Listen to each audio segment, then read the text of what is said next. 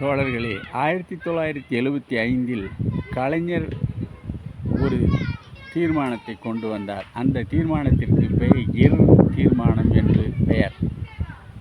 அந்த தீர்மானத்தில் நாவிதர் சவரம் செய்தான், பொய்யவன் பானை செய்தான், உழவன் ஏர் ஓட்டினான் என்றெல்லாம் எழுதியிருந்தார்கள். அடுத்த பக்கம் பார்த்தால் ஐயர் பூசை செய்தார் போட்டு வந்திருக்கும். இந்த நுட்பமான அவமரியாதை செயலை கண்டுபிடித்தவர் கலைஞர்.